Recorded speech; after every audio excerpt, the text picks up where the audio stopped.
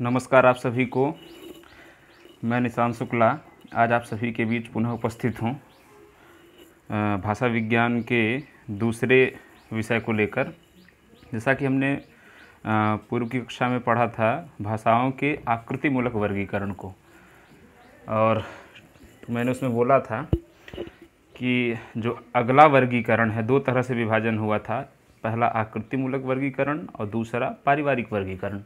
तो आज हम सभी भाषाओं के पारिवारिक वर्गीकरण को देखेंगे। तो आइए शुरू करते हैं। तो सबसे पहले आइए पारिवारिक वर्गीकरण की जो परिभाषा होती है एक सामान्य से उसको देखते हैं क्या है। तो आपस में संबंधित भाषाओं को भाषा परिवार कहते हैं। कौन भाषाएं किस परिवार में आती हैं, इनके लिए एक वैज्ञानिक आधार है। ठीक है, तो जितनी भी भाषाएं हैं दुनिया की, सब किसी न किसी तरह से आपस में संबंधित हैं, और उसको भाषा वैज्ञानिकों ने एक परिवार में बांटने की एक सुंदर संकल्पना बनाई, और इस वर्गीकरण को, पारिवारिक वर्गीकरण को वैज्ञानिक आधार दिया। ठीक है, आकृतिमूलक वर्गीकरण में हमने देखा था कि उसमें केवल रचना तत्व पे विशेष जोर दिया जा रहा था। ठीक है, किंतु पारिवारिक वर्गीकरण में हमने पढ़ा था कि आकृति मूलक की तरह पारिवारिक वर्गीकरण में रचना तत्व तो होता ही है, साथ साथ अर्थ तत्व भी होता है। तो देखिए इसमें दिया है, इसका संबंध ऐतिहासिक वर्गीकरण से है। इसमें आकृति मूलक समानता के अतिरिक्त, यानी जो उसमें रचनात्मकता थी, ठीक है, उसके साथ साथ और भी कुछ समानताएं होती हैं। जैसे क्या समानता है तो देखते हैं। तो चार आधार बताते हैं, पारिवारिक वर्गीकरण के चार आधार बताते हैं। सबसे पहला आधार बताया इन्होंने स्थान साम्यता या भौगोलिक सामीप्य, दूसरा शब्द साम्यता, और तीसरी साम्यता है व्याकरण साम्यता, चौथी ध्वनि साम्यता। ठीक है, स्थान साम्यता सबसे पहले समझिए, वर्गीकरण का जो आधार है, कोई भी भाषा हो उसका संबंध किसी न किसी व्यक्ति से अथवा समाज से या देश से होता है। यानी प्रत्येक भाषा की अपनी एक व्यक्तिगत विशेषता होती है। इसके ही आधार पर हम भाषाओं क्या करते हैं कि एक और कुछ भाषाओं से हम समानता स्थापित करते हैं, और वहीं दूसरी ओर हम बहुत सी भाषाओं में असमानता भी देखते हैं। ठीक है, अब देखते हैं कि यह जो हमारा चार आधार है, स्थान साम्यता, शब्द साम्यता, व्याकरण साम्यता और ध्वनि साम्यता, तो इसमें थोड़ा बहुत हम समझ लेते हैं क्या होती है स्थान साम्यता या भौगोलिक सामीप्य क्या होता है। तो आपको पता होगा कि भौगोलिक दृष्टि से प्रायः जो समीपस्थ भाषाएं होती हैं, आसपास की जो भाषाएं होती हैं, उनमें समानता होती है, मतलब मोटा मोटी, और दूरस्थ भाषाएं जो होती हैं, जो दूर की भाषाएं होती हैं, उनमें असमानता पाई जाती है। इसी आधार पर संसार की जो भाषाएं होती, जैसे अफ्रीका, यूरेशिया, प्रशांत महासागर और अमेरिका, जितनी भाषाएं थी, हमने इन चार खंडों में विभाजित करने की कोशिश किया। मतलब भाषा वैज्ञानिकों ने इन चार खंडों में अफ्रीका, यूरेशिया, प्रशांत महासागर और अमेरिका के इन चार खंडों में विभाजित करने की कोशिश की है। किंतु यह जो आधार है वह वैज्ञानिक नहीं है। क्यों?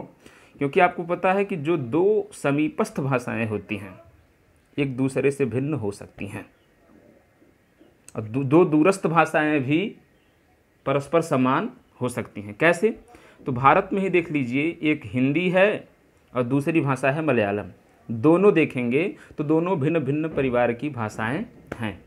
और वहीं भारत और इंग्लैंड, ये दोनों, भारत से इंग्लैंड की दूरी बहुत ज़्यादा है, दूरस्थ देश है, लेकिन भारत की भाषा संस्कृत और इंग्लैंड की भाषा अंग्रेजी, दोनों एक ही परिवार की भाषाएं हैं।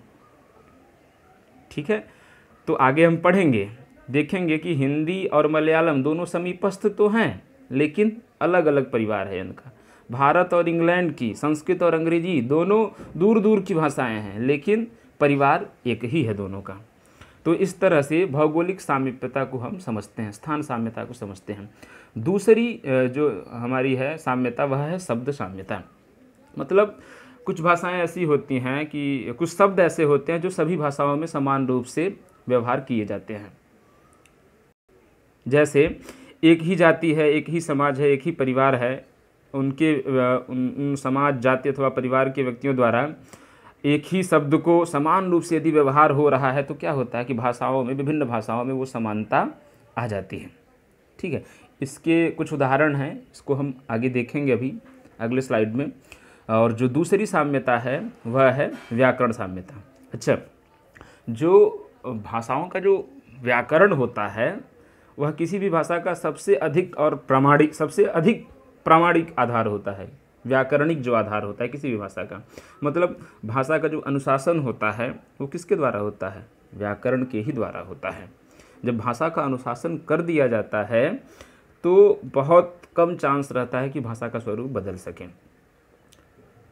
भाषा की समानता में जब हम देखते हैं तो उसके अंतर्गत धातु आता है, धातु में लगे कुछ प्रत्यय आते हैं, उपसर्ग आते हैं, शब्द निर्माण की क्या व्याकरणिक प्रक्रिया होगी, शब्दों से पदों की रचना कैसे होगी, वाक्यों में पद विन्यास कैसे होगा, उसका नियम क्या होगा। तो ये सब जो समानताएं हैं वह भी देखी जाती हैं। ठीक है, तो ये हमारा क्या हो गया? तीसरी साम्यता हो गई। चौथी साम्यता क्या है? ध्वनि साम्यता। आपको पता है कि प्रत्येक भाषा का अपना एक ध्वनि सिद्धांत होता है, उसके कुछ उच्चारण के नियम होते हैं, और यही वजह है कि जो अन्य भाषाओं की ध्वनियाँ होती हैं वो उनसे बहुत जल्दी प्रभावित नहीं होती हैं। जहाँ तक हो सकता है उन्हें ध्वनि के नियम के अनुसार अपने जो निकटस्थ ध्वनियाँ होती हैं उनसे बदल लेती हैं। जैसे फारसी की एक ध्वनि है क, ख, फ। ये जो ध्वनियाँ हैं हिंदी में जब आती हैं तो क, ख, फ, उसमें फ में क्या होता है? नुक्ता लगा होता है। यहाँ फ में नुक्ता नहीं लगा होता है। तो ये ध्वनि साम्य के आधार पर शब्दावलियों में समता देखी जाती है। ठीक है, तो ये चार आधार थे हमारे। स्थान साम्यता, भौगोलिक सामीप्य भी जिसे कहते हैं, शब्द साम्यता, व्याकरण साम्यता और ध्वनि साम्यता। अब आइए हम एक छोटा सा उदाहरण देखते हैं शब्द साम्यता का।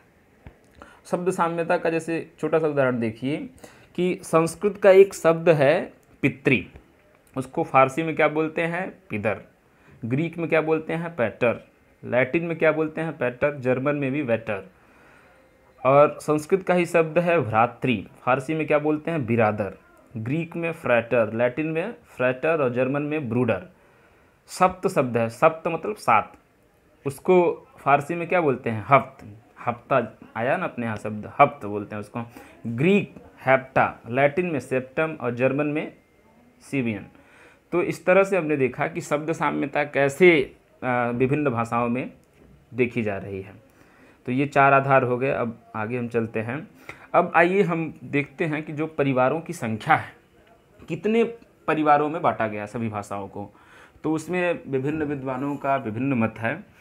जैसे जर्मन के एक विद्वान थे विल्हेम फॉन हुम्बोल्ट, इन्होंने 13 परिवारों में बांटा है सभी भाषाओं को। और एक विद्वान हुए फ्रीडरिश मूलर, इन्होंने 100 बताया, 100 परिवार बताया। किंतु जो भारतीय भाषा वैज्ञानिक हैं, भारतीय विद्वान हैं, उन्होंने 10 से 18 संख्या मानी है। और इसी को लोग प्रामाणिक और वैज्ञानिक भी मानते हैं। हम जितने भी वर्गीकरण को पढ़ते हैं वो भारतीय विद्वानों के अनुसार ही पढ़ते हैं।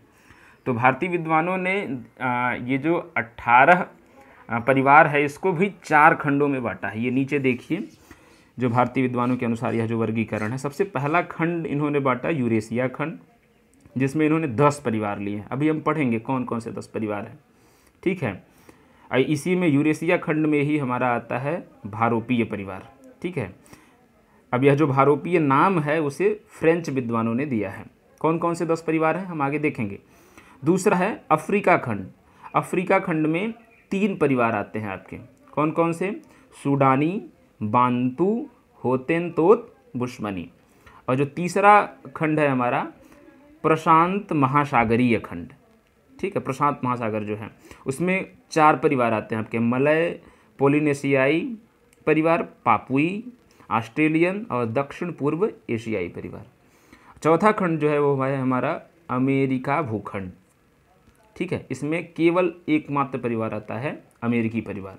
ठीक है, आइए इनके अंतर्गत इनके जो नाम हैं, जैसे यूरेशिया खंड में जो 10 परिवार आते हैं, अफ्रीका खंड में जो 3 परिवार हैं, और प्रशांत महासागरीय खंड में जो 4 हैं, अमेरिकी खंड में जो 1 हैं, इनको श्लोक में कैसे याद करें, तो देखते हैं। हाँ, ये श्लोक याद कर लीजिएगा तो बहुत आसानी से ये सारे नाम आपको 18 परिवार के जो नाम हैं वो याद हो जाएंगे। तो मैं रीड करता हूँ।